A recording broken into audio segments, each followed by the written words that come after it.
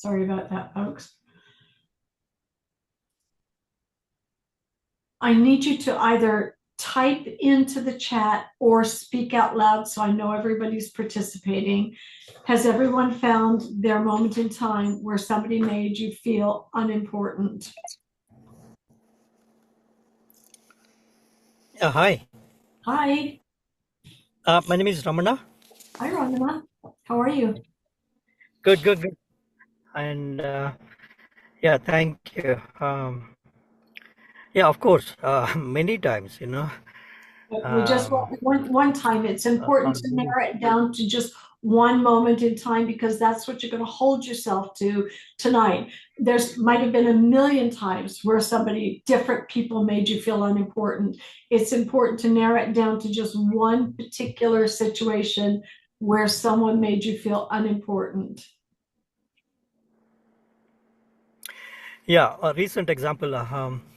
I was on the PTA of my son's school, and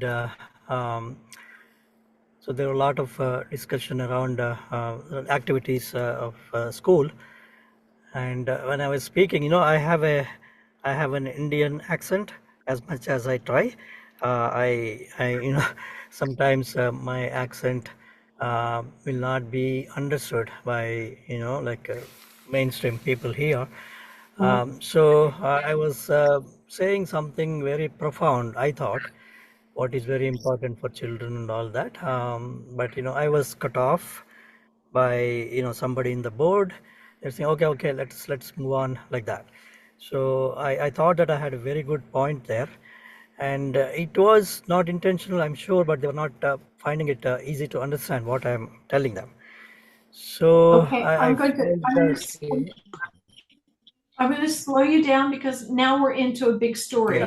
If I were to facilitate you, and I would say I was at my son's PTA at school, and I was saying something profound, and people weren't understanding my accent, and somebody cut me off, and I was being profound. I couldn't hold you to that. Mhm. It's too much for me to say. What I can hold you to is at the PTA meeting, someone cut me off. That's the situation. Yeah, PTA meeting, okay, someone cut me off. Does true. that makes, because you're going to hold yourself to that moment, not all the other stuff around it, just that particular moment when someone cut you off and they made you Got it. feel That's what it is. unimportant. Okay, Sure. Nicely paraphrased. you're welcome. Exactly. We just want to keep it as simple as possible. And hello, Inshira, how are you tonight? Okay, so everybody has their situations, a moment in time when someone made you feel unimportant. So, with that situation in mind, I invite you to close your eyes, be there in that moment, see yourself there. Is it true that they made you feel unimportant? Yes or no?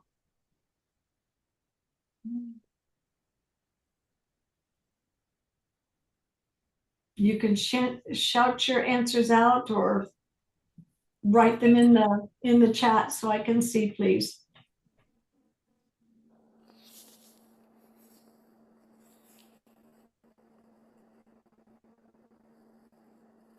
All right, stay in that same situation. Are you 100% sure that they made you feel unimportant in that situation? You absolutely know that's true. Yes or no? Okay, and are you 100% sure? Yes or no?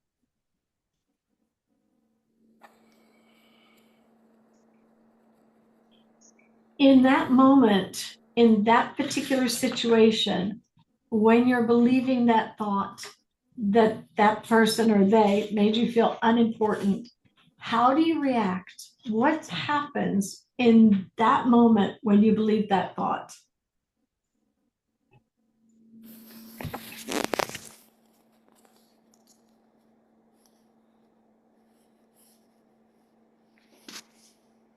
What do you feel in your body? What physical sensations do you feel? Powerless, What else? How else do you react? What else happens when you feel that, when you believe that thought?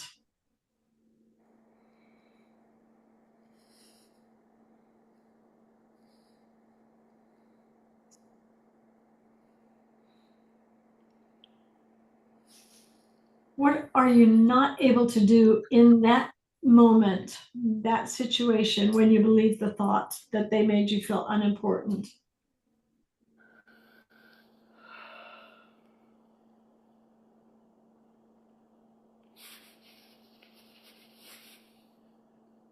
So, in short, the topic we're working on is find a moment in time where someone made you feel unimportant. And we're on question number 3. How do we react and what happens when we believe that thought?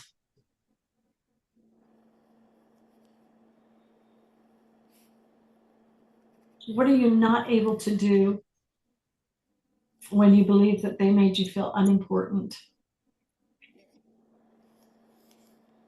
Are you able to keep paying attention to what's going on in the moment? Are you defensive internally? Are you able to be there for yourself? Yeah. We withdraw, put up an invisible wall between us and them.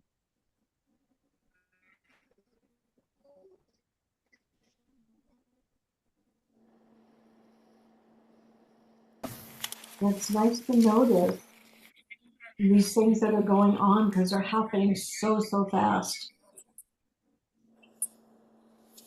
How are you treating yourself in that moment when you believe that they made you feel unimportant?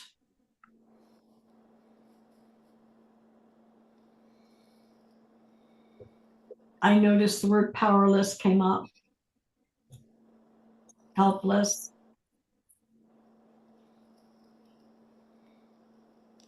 Are you in victim mode in that moment? Treating yourself like a victim?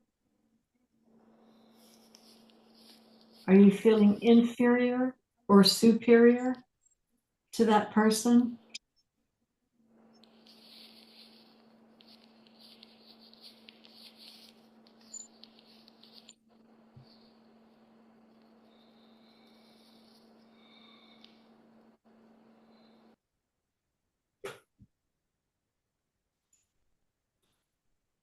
Is everybody finding their answers?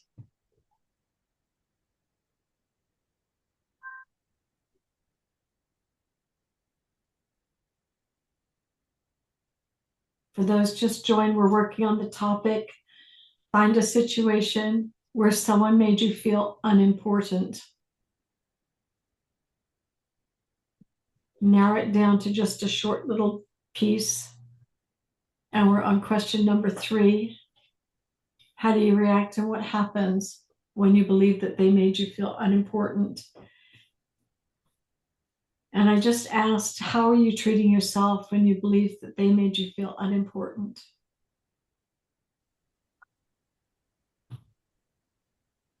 Now feel like an outsider.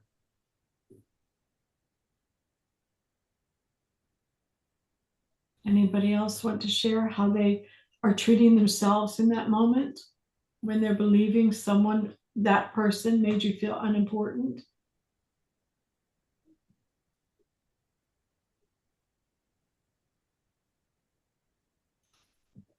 So, how are you treating the other person when you believe that they made you feel important?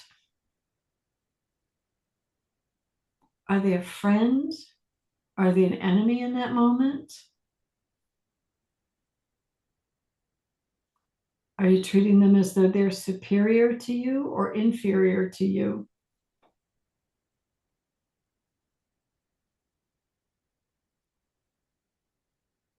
Do you feel hatred towards them or love towards them?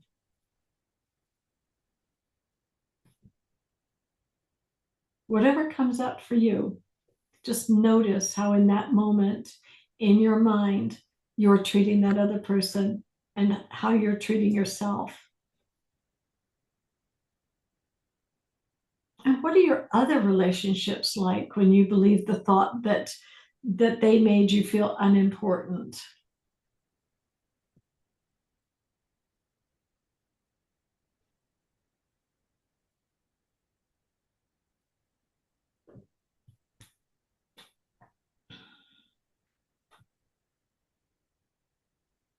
Do your other relationships have that superior, inferior quality to it? Are you walking on eggshells around others? Do you find your body contracting, waiting for the shoe to drop, as the saying goes? Or are your other relationships happy and loving and fun? You feel safe in them?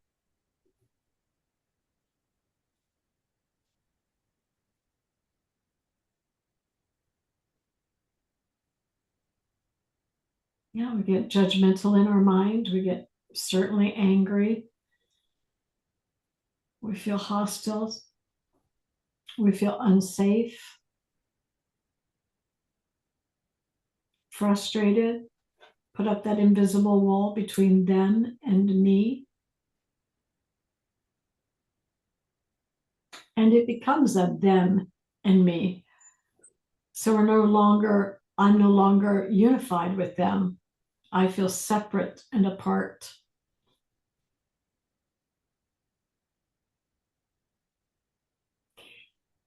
And whose business are you in when you believe the thought that they made you feel unimportant? Whose business are you in with that thought?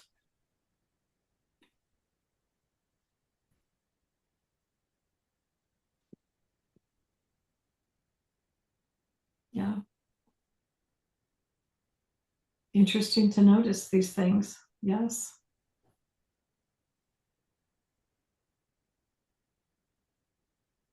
Are you noticing any patterns as you're giving your responses here? Can you see other moments in time, any past images of where someone made you feel unimportant?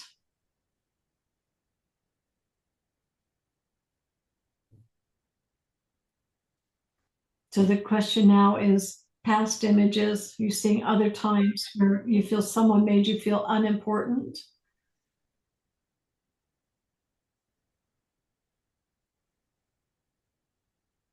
And what does the future look like when you believe someone made you feel unimportant? They made you feel unimportant. What does your future look like when you're holding on to that belief?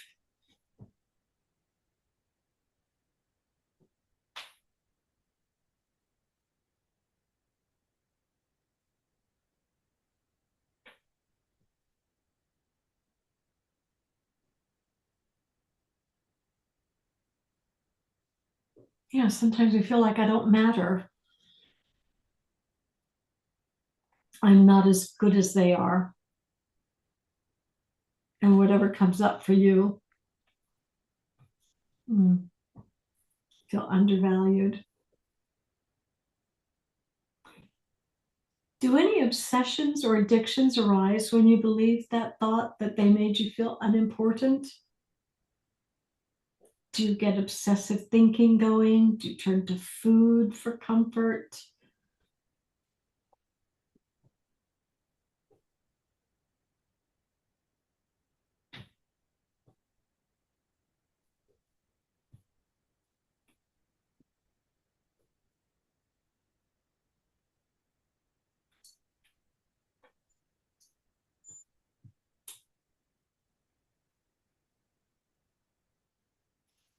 Preeta, I'm definitely going to invite you to my house.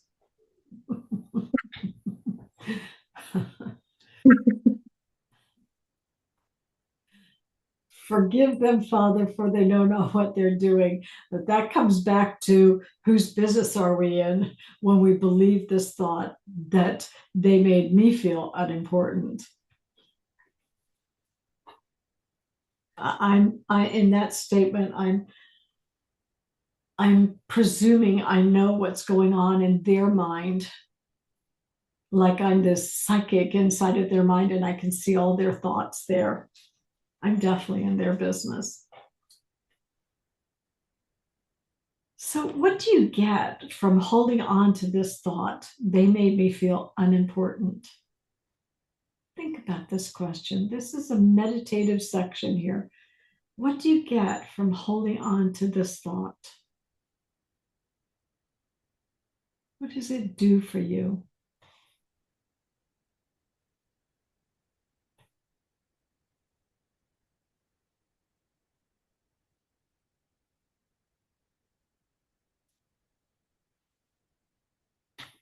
I know for me, when I hold on to this thought, I get to make them wrong and myself right. I also get to keep playing the victim role and giving my power away. I keep giving my power away. I keep making myself powerless, acting like I have no voice, no say.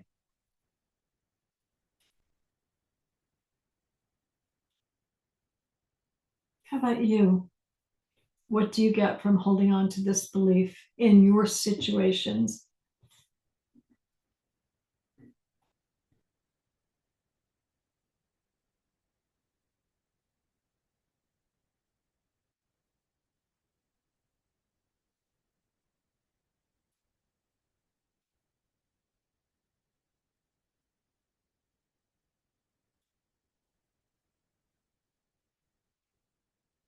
Okay, so let's move on.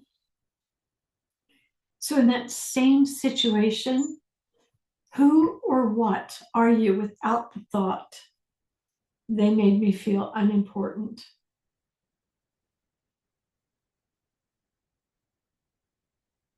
Who are you without that thought in that same situation? Look at that person's, if you're in person, look at that person's face. Look at the clothes they're wearing. See where they're sitting or standing. Notice where you're sitting or standing and what you're wearing. And who are you without that thought?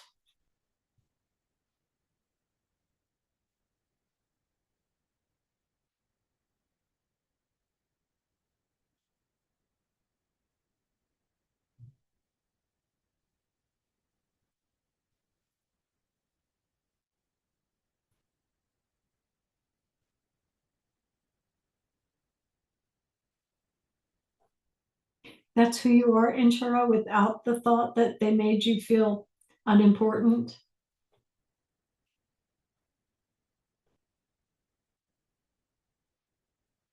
Is that what you responded to that question? Okay.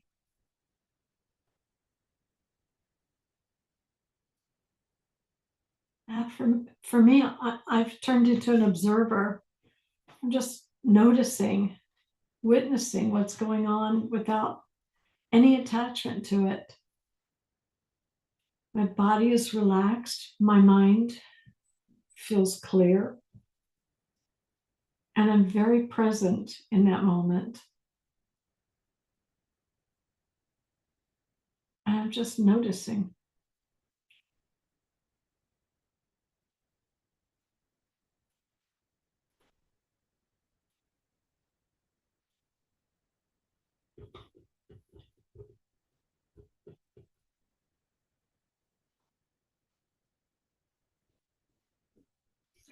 Insha, can you elaborate on your reply that you're nobody without that thought? What do you mean by that? So if you're witnessing what's going on and without that thought, you're still a human being, yes?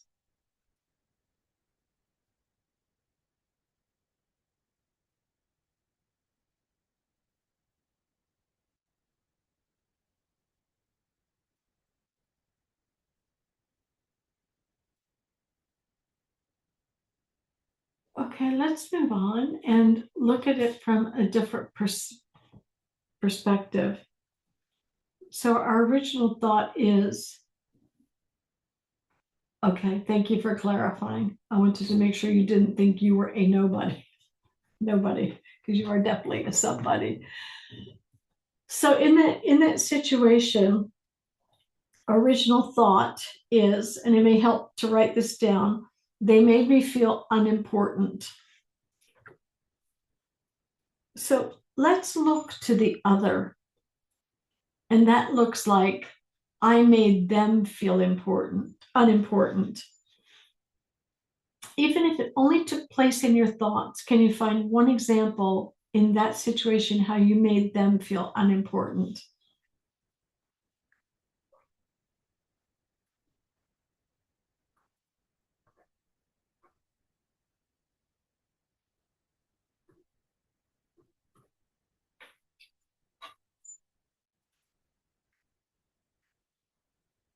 And write down your example, please, so I can see it. I made them feel unimportant.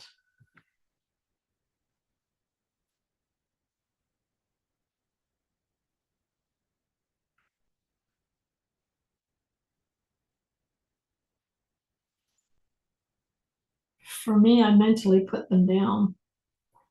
I called them a few names actually in my mind. So I made them, like, sort of twisted that knife mentally. I made them feel unimportant.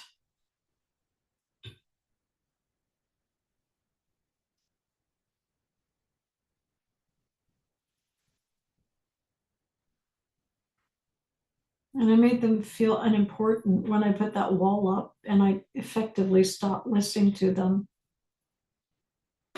What are your examples of how you made them feel unimportant in that situation?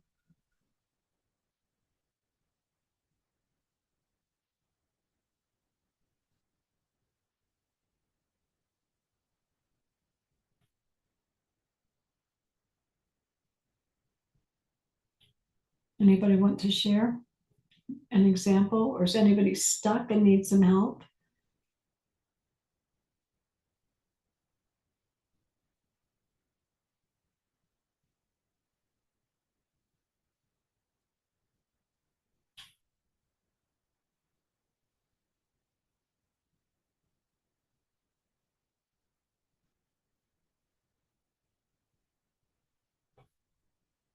Okay, let's move on to the next example. Let's look at the opposite to our original statement. They made me feel unimportant becomes they didn't make me feel unimportant. And can you find one true statement to support that? They didn't make you feel unimportant.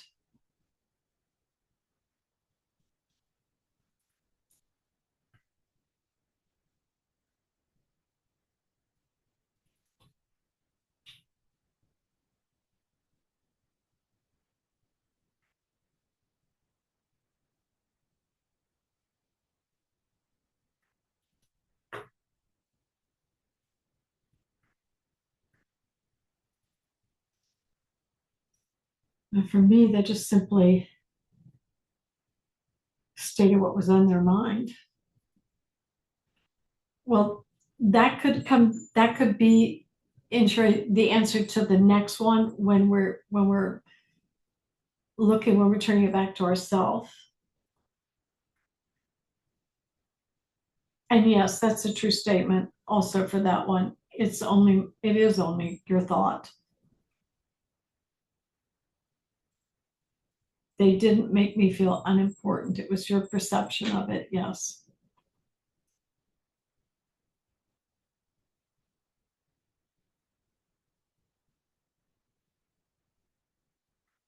For me, they just simply spoke whatever it is they wanted to say. So they didn't make me feel that way. They were just talking.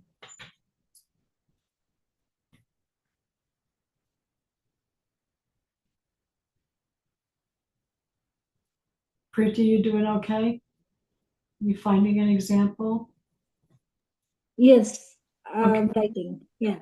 Okay, perfect. So now let's look at it from the last perspective. I made myself feel unimportant. And find at least one example, if not more, how that is true in that situation. I made myself feel unimportant.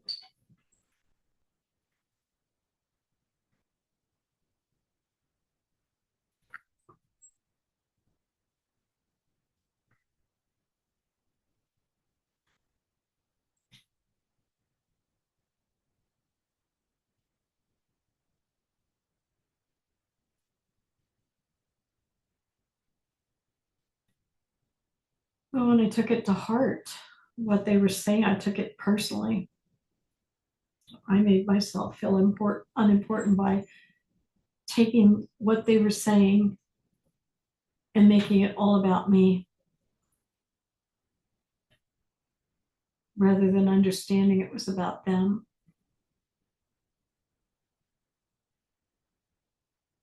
I made myself feel unimportant in that situation. What's a true statement to support that? And sometimes it helps if we're a little bit stuck on these to add the word when at the end, or even the word because. So I made myself feel unimportant when, or I made myself feel unimportant because.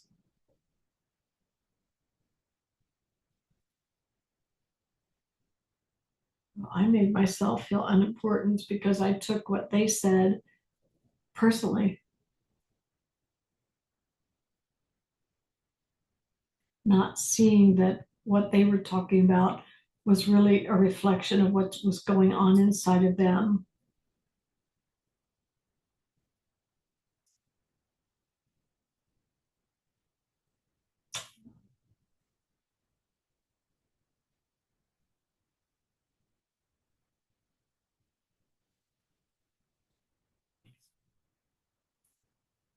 Yeah. So we're only looking for the truth every time we do the work. And what we can see tonight is that it's really us doing it to ourselves. It's never the other person. It's when we are taking these things personally, when we get triggered by them, when these underlying beliefs about ourselves rise to the surface. And through this process, we can see time and time again what we were believing is not true. It's merely an illusion. And the more we see this, the more we see our part in it, and we start to take responsibility for that, the freer we become. And so do the people around us, because we're no longer blaming them for what we're doing to ourselves. Can you both see that?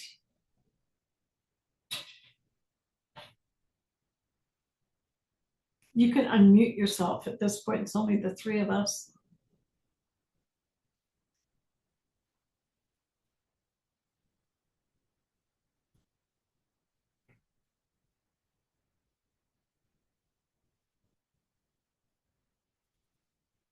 Does anyone have any questions about what we covered tonight? Sharon, Yeah. how do we put ourselves on pedestal all the time? It's not easy. Say it again, please. How do we put ourselves on pedestal all the time? Well, I'm not a believer in pedestals personally because they can get knocked over and break. How do we make ourselves our main priority is what you're asking, yes? Yeah, so it just comes through doing this over and over and over. Those underlying beliefs that we have feel so real. They're so strong. They've been a habit in our life for a long, long period of time. And as real as they feel, they're simply not true. And it's a combination of doing this kind of work, and also adding meditation, regularly practicing meditation to get still enough. And what I find in my own stillness is I see old things that arise for me to look at, and I'll do a worksheet like this on them. I will take it to inquiry And that is one thing. I'm in the Socrates class. I don't know if either of you are in there, but it's what they talk about that too, that self-inquiry. And this is what we're doing, self-inquiry, because that shows us what's going on inside of us unconsciously. And the more we do this, the more we'll stop doing the other kind of behavior that keeps us from feeling lower in life, that keeps us feeling unimportant, unlovable, unwanted, put down, not good enough, all of that. None of that's true. And yet it feels, like I said, it feels real. It feels like it really is life. And as we question it, we see it's not about anything outside of us. So the more we practice this, the more we sit in the meditation, allow those things to come up. I mean, to be truthful, it is hard to quiet the mind at times, but once it comes up and it's there, then afterwards you can take it to inquiry like this. You can, anything that, and the journaling is wonderful. Let's see, I meditate, I do journaling, I react, then there's no such thing as failing. There's only an opportunity to learn and grow. When I feel we must remove that statement about fail, that word failing, and the word try. We either do or we don't. No such thing as trying, and no such thing as failing. I know the word is bandied around a lot, but for me, it's always an opportunity for me to see something I didn't see before and grow from it. I can't really imagine what failing would be. I just now see everything as, oh, something's going on. What lesson is it trying to show me? Not try. What lesson is it showing me? And what can I do about it? Oh, let me put the 4 questions against it and let me see it from another perspective. And to me, question number 3 is they're all of the 4 questions are important, but question number 3 gives me the opportunity to see what I'm doing, what my part in this is. And we've saw, I put up the wall, I feel disrespectful towards them, I'm criticizing myself, I'm criticizing them. I can't just be there for myself. I'm inferior to them. I'm making them superior. I see other situations in the past. It's like history repeating itself. It's like this cloud over my head, this black cloud that I don't want there. It's keeping me small. You see, it's me doing this to me. And it's all unconscious and it's all so subtle. I'm not even aware it's happening until I do something like this. And now all of this, I just looked at it and I'm like, holy mackerel, I can't believe all of that was happening in that split second. I mean, you saw it in your own work tonight. All of those rapid things that are going on behind the scenes when we're in that situation, we're not even conscious. We get so reactive to the moment and we're believing that they put us down. Absolutely. Everything is a learning situation. Everything. It's how we grow from the time we're very young children. Everything that happens in us for a long while, we tend to take it as a personal attack on ourselves. And we still are taking it as a personal attack on ourselves until we inquire on it. I remember such a silly situation, but as a kid, it was important. I had a best friend. I was probably 7 or 8 years old. And Linda and I mean, we just did everything together as kids. And it was Halloween was coming up. And she wouldn't tell me what her costume was because she told me later she was afraid that I'd get the same costume. I carried that hurt and that resentment until I was in my 40s, later, much later, actually older. And it just really stuck. I mean, this is how long these things, and I took it so personally. Her decision had nothing to do with me. And yet I made it all about me. And you notice how we do that to ourselves? Somebody says something, we get a resentment, we hold a grudge, we ruminate on it over and over. That's the obsessive thinking. It happened one time, and it took me over 40 years before I finally did the work on it. And once I did it and I saw my part, I mean, it became laughable, actually. And there's many other situations that I've done the work on around when I'm holding resentments, when I have a perceived threat going on. And I'm so relieved for doing the work, for doing this process, because it shakes it loose out of me. It's no longer living rent free in my mind. It's gone now. I literally kick it to the curb every time I do this. And you're showing up each week and you're having the same experiences, yes? Yes? No? Maybe? Yes. Yeah. Yes. I mean, seriously, it's just doing this over and over. There's thousands of things sitting inside of us, old thoughts, old habits, old beliefs. They're not going to be undone immediately. It took a long time to get them embedded in us. So we just every week show up. And outside of here, I invite you and I invite every week to just find something that's bothering you, a thought that just won't let go, a belief you've had from present or a long time ago that just keeps coming into your mind that you can't let go. I had another situation. My very best friend in junior high and high school, I don't know if I shared this one before, we had birthdays that were 17 days apart.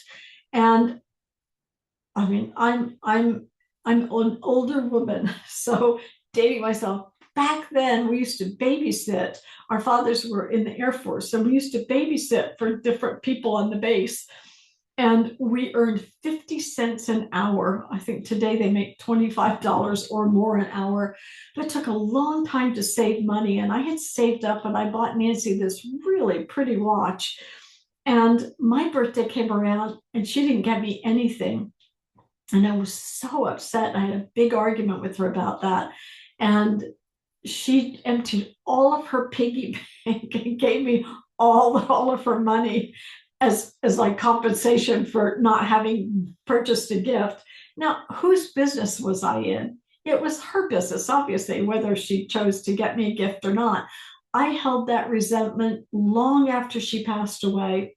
And when I finally looked at it, I was so in tears for having held this grudge against my beloved friend for all of these years. And I'll be honest, I felt childish about it, but it triggered all of that. I'm not enoughness in me. I'm not lovable enough. I'm not important enough.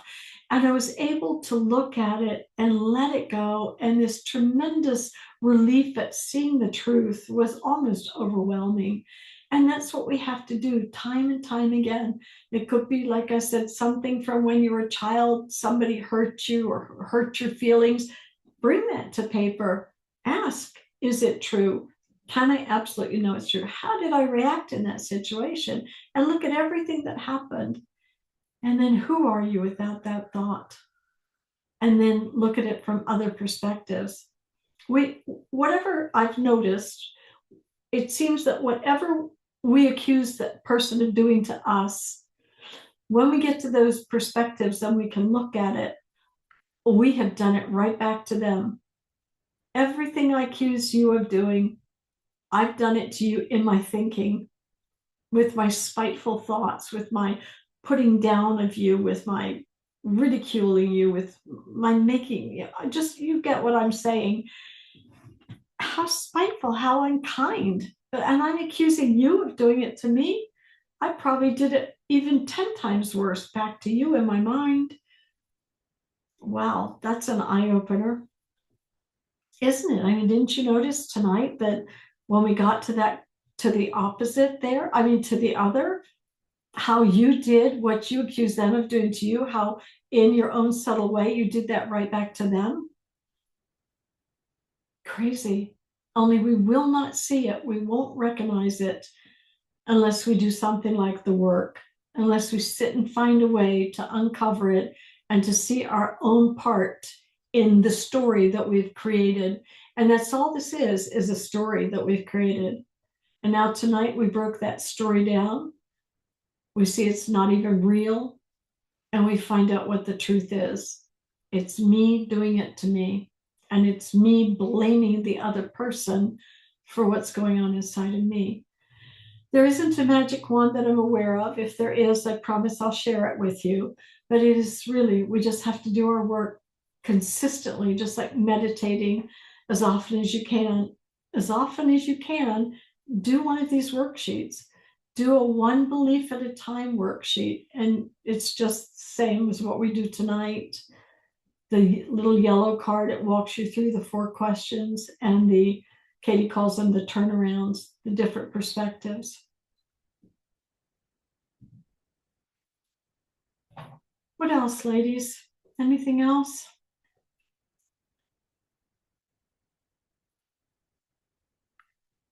No more questions tonight? You'll do the worksheets. It's if I don't know what your morning routines are. I get up, I go to the bathroom, then I let the dog out, feed the cat and dog. Then I have my coffee, and that is how I really started.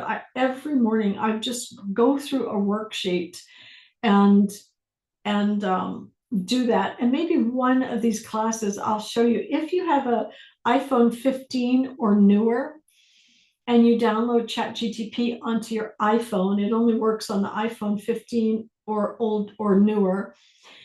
You can literally ask ChatGTP to facilitate you on the work of Byron Katie.